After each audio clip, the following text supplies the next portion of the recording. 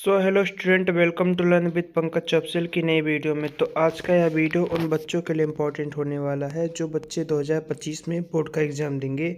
आज के इस वीडियो में हम आपको 2024 का एक बहुत ही वायरल पेपर सॉल्व कराने जा रहे हैं जिसका कोड है 801 HB। ठीक है, यह आपका बहुत इंपॉर्टेंट कोड है। इससे हो सकता है तो आपके 2025 बोर्ड एग्ज़ाम में आपके 10 से 15 ठीक है 10 से 15 क्वेश्चन आपके यहीं से यहीं फंस जाए, जो कि आपका लिखित और MCQ दोनों मिला के है। ठीक है, तो आपका अच्छा खासा नंबर इससे देखने के बाद फिक्स हो जाता है और आप एक भी क्वेश्चन बोर्ड एग्जाम में नहीं छोड़ पाएंगे। तो इस वीडियो को आप पूरा एंड तक जरूर देखना। देखिए, सबसे पहले आपको यहाँ पर 70 नंबर का पेपर होता है। ठीक है, जिसमें आपको 70 नंबर और 30 नंबर आपको प्रैक्टिकल दिया जाता है। ठीक है, आपका पूरा 100 नंबर का पेपर होता है हिंदी का।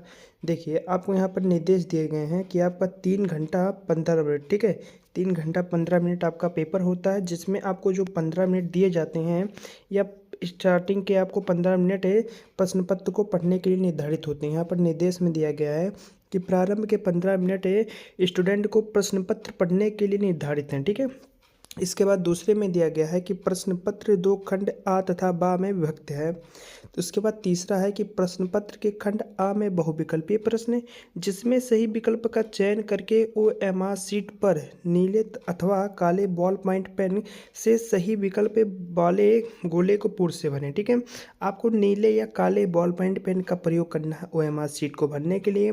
अगर आपको यह नहीं पता है कि OMR शीट को कैसे भरा जाता है तो आप हमारी प्रीवियस पेपर को और प्रीवियस वीडियो को भी देख सकते हैं, जिसमें हमने आपको OMR शीट कैसे भरा जाता है पूरा डिटेल में भरा है। ठीक है, आप उसमें गलती ना कीजिए, नहीं तो आपका 20 नंबर का OMR शीट होता है। अगर आप उसमें गलती कर देते हैं तो आपका यहाँ पर 20 नंबर पूरा खत्म हो जाएगा। ठीक है, उसके बाद देखिए आपका यहाँ पर चौथे में आपको कहा गया है कि खंड आ में बहुविकल्पीय प्रश्न हेतु प्रत्येक प्रश्न के 1 नंबर है। ठीक है, एक प्रश्न आपका 1 नंबर का है।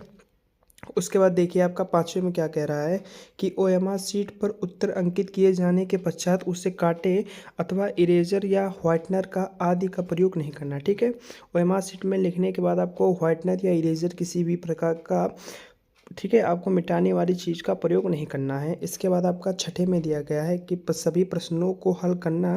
ठीक है, प्रत्येक प्रश्न के सम्मुख उनके अंक निर्धारित। ठीक है, आपको उनके अंक प्रश्न के आगे ठीक है जैसे इस प्रकार में दिया गया है ऐसे ही आपका सम्मुख उसके निर्धारित ठीक है यहाँ पर दिया गया है। इसके बाद देखिए क्या है पहला प्रश्न आपसे क्या कह रहा है, हम खंड आ करने जा रहे हैं। ठीक है, जो आपका MCQ क्वेश्चन होता है 20 उससे सबसे पहले हम सॉल्व करेंगे। उसमें से आपका पहला वाला प्रश्न क्या है कि सुगलिनी ठीक है सुगलिनी लेखक हैं। जो आपका सुगलिनी है उसका लेखक कौन है। ठीक है, तो आपका बी वाला ऑप्शन सही हो जाएगा, मक्खन है लाल चतुर्वेदी। ठीक है, उसके बाद देखिए आपका दूसरे में आपसे क्या कहा गया है। दूसरा क्वेश्चन है कि गुनाहों का देवता रचना की विधि है। ठीक है, आपको बताना है कि जो आपका गुनाहों का देवता है वह किस रचना की विधि है। तो यह आपका उपन्यास है। ठीक है, अगर आपने पढ़ा होगा तो आपको पता होगा कि गुनाहों का देवता आपका उपन्यास है। तीसरा प्रश्न है आपसे पूछा गया है कि किशोरी लाल ठीक है किशोरी लाल गोस्वामी की रचना है। आपको बताना है कि जो आपका किशोरी लाल हैं उनकी रचना क्या है। तो उनकी रचना है इंदुमती। ठीक है, आपका डी वाला ऑप्शन सही हो जाएगा। इसके बाद आपका चौथे प्रश्न में आपसे पूछा गया है कि ध्रुव स्वामी के लेखक हैं। आपको पता होगा कि जो आपका ध्रुव स्वामी है उसके लेखक कौन है। उसके लेखक आपका है A नंबर ठीक है जयशंकर प्रसाद जी। इसके बाद आपका पाँचवें में कहा गया है कि संस्कृति और सभ्यता निबंध के निबंधकार हैं। ठीक है, तो आपको बताता है संस्कृति और सभ्यता निबंध के निबंधकार कौन है। ठीक है, आपको 4 ऑप्शन किए हैं तो आपका यहाँ है डॉक्टर नागेंद्र। ठीक है, डॉक्टर नागेंद्र आपका इसका आंसर सही हो जाएगा डी वाला। देखिए इसके बाद आपका 6ठा नंबर क्या है। 6ठे नंबर में आपसे पूछा गया है 6ठा नंबर है कि भाव विलास के रचयिता हैं। ठीक है, आपको बताना है कि जो आपका भाव विलास है इसके रचयिता कौन है। ठीक है, तो आपका जो भाव विलास है यार आपका डी वाला ऑप्शन सही हो जाएगा देव। ठीक है, इसके बाद आपका 7वें नंबर में पूछा गया है कि रीति मुक्त काव्यधारा की रचना है। ठीक है, आपको यह बताना है कि जो आपका रीति मुक्त काव्यधारा है ये किसकी रचना है। तो ये आपका है बिहारी सतसई। ठीक है, बिहारी सतसई आपका बी वाला ऑप्शन सही हो जाएगा। इसके बाद आपका 8वां है। 8वें में पूछा गया है कि दूसरा सप्तक का प्रकाशन वर्ष है। ठीक है, आपको बताना है कि जो आपका दूसरा सप्तक है इसका प्रकाशन वर्ष कौन सा है। तो आपको इसे कमेंट में बताना है। ठीक है, यह आपके लिए क्वेश्चन है। ठीक है, आपको इसे क्या करना है आपको इसे कमेंट में बताना है, ठीक है, या आपके लिए है, ठीक है, तो आपको इसे खोज के कमेंट में ही बताना है। इसके बाद आपका देखिए नौवां प्रश्न में क्या है कि प्रगतिवाद है, ठीक है, प्रगतिवाद है कि कवि हैं। आपको बताना कि प्रगतिवाद जो है उसके कवि कौन है। आपको 4 ऑप्शन दिए गए हैं। तो देखिए सबसे पहला ऑप्शन हमारा सही हो जाएगा शिव मंगल सिंह सुमन, ठीक है, शिव मंगल सिंह सुमन आपका प्रगतिवाद के लेखक हैं या कवि हैं, ठीक है। इसके बाद देखिए 10वां नंबर प्रश्न, 10वें में आपसे पूछा गया है कि महादेवी वर्मा की रचना है, ठीक है, आपको बताना है कि महादेवी वर्मा की चारों में से कौन सा रचना आपका महादेवी वर्मा की है। तो पथ के साथ ही आपका महादेवी वर्मा की एक रचना है, ठीक है, प्रमुख रचना है। इसके बाद देखिए आपसे 11वां नंबर प्रश्न में क्या कहा गया है कि विधेय के वासी उदासी तपोधारी, ठीक है, महाबिनु नारी दुखधारे पंक्ति में कौन सा रस है, ठीक है। तो आपको बताना है कि आपको जो पंक्ति दिया गया है इसमें कौन सा रस है। तो इसमें आपका करोड़ रस है, ठीक है, ऑप्शन ए आपका सही हो जाएगा।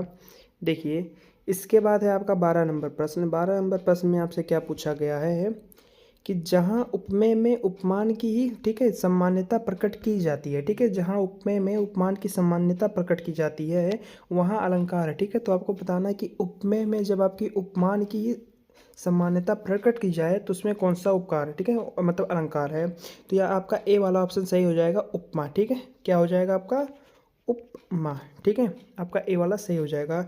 इसके बाद देखिए 13 नंबर प्रश्न। 13 नंबर प्रश्न में कहा गया है कि सोठा छंद के दूसरे और चौथे चरण में मात्राएं होती है, ठीक है। तो आपको सोठा छंद के दूसरे और चौथे चरण में बताना है, यह भी आपको कमेंट में बताना है, ठीक है, या मैंने आपको पिछले वीडियो में बताया है तो आपको इसे भी कमेंट में बताना, ठीक है। देखिए इसके बाद क्या है 14 नंबर प्रश्न। 14 नंबर प्रश्न में कहा है कि अव्यय शब्द में उपसर्ग है, ठीक है। तो आपका जो है अपव्यय, ठीक है, आपको जो ये अपव्यय शब्द है इसमें आपका क्या है उपसर्ग, ठीक है। तो उपसर्ग को आपको पता होना चाहिए कि जो आपका लास्ट मतलब स्टार्टिंग का होता है उससे आप उपसर्ग कहते हैं, जो आपका लास्ट का होता है उसे आप प्रत्यय कहते हैं, ठीक है। तो आपका इसमें सी वाला अप, ठीक है, अप आपका सी वाला ऑप्शन सही हो जाएगा, ठीक है। इसके बाद देखिए आपका 15 नंबर प्रश्न में क्या पूछा है। 15 नंबर प्रश्न में कह रहा है कि माता पिता में समास है, ठीक है। तो आपको बताना है कि माता पिता में कौन सा समास है। तो यह आपका बहुव्रीहि समास है, ठीक है, सी वाला सही हो जाएगा। 16 नंबर प्रश्न में आपसे कहा है कि समुद्र शब्द का पर्यायवाची नहीं है, ठीक है। आपको बताना है कि इन सब में से समुद्र शब्द का पर्यायवाची कौन सा नहीं है। तो इसमें से आपका सी वाला ऑप्शन सही हो जाएगा, ठीक है। इसके बाद देखिए आपका क्या है 17 नंबर प्रश्न। 17 नंबर प्रश्न में आपसे पूछा गया है कि सो का तत्सम है, ठीक है। आपको बताना है कि जो आपका सो है इसका तत्सम क्या है, ठीक है। तो आपका जो सो है इसका तत्सम है ए वाला सत्य, ठीक है, सत्य आपका सही हो जाएगा सो का तत्सम, ठीक है। इसके बाद देखिए 18 नंबर प्रश्न में क्या पूछा गया है। देखिए आपका 18 नंबर प्रश्न में क्या पूछा है कि तेसाम में विभक्ति और वाच्य है, ठीक है। तो आपको तेसाम में बताना है कि कौन सा विभक्ति और वाच्य है। तो आपका इसमें चतुर्विभक्ति और एक वाच्य आपका सही हो जाएगा, ठीक है। इसके बाद आपका 19 नंबर प्रश्न है कि तुमसे सोया नहीं जा सकता, ठीक है, वाच्य में कौन सा, ठीक है, वाक्य में कौन सा वाच्य है। तो आपको इसमें बताना है कि कृत्यवाच्य, ठीक है, ए वाला आपका ऑप्शन सही हो जाएगा। इसके बाद देखिए हमारा 20वां नंबर प्रश्न। 20वें नंबर प्रश्न में क्या कहा है कि विकारी पद नहीं है, ठीक है। आपको बताना है कि इसमें से आपका विकारी पद कौन सा नहीं है। तो आपका जो ए वाला है, ठीक है, आपका जो सी वाला है प्रतिदिन आपका यह विकारी शब्द नहीं है, ठीक है। तो हमने आपको यहाँ पर 20 मोस्ट इंपॉर्टेंट क्वेश्चन आपको बता दिए हैं, ठीक है। अगर आपको इन्हें अच्छे तैयार कर लेते हैं तो आपका अच्छा खासा ओएमआर शीट में अच्छा खासा नंबर आ सकता है, ठीक है। आपका जो 20 एमसीक्यू होता है इसमें आपका नंबर नहीं कटने वाला, ठीक है। इसके बाद हम इसका खंड बा पार्ट 2 में, ठीक है, इसके पार्ट 2 में हम इसका खंड बा पूरा सॉल्व करेंगे जिसे आप पूरा देखना, ठीक है। तो आज की इस वीडियो में बस इतना ही। हम मिलते हैं इसकी नेक्स्ट वीडियो में, तब तक के लिए बाय।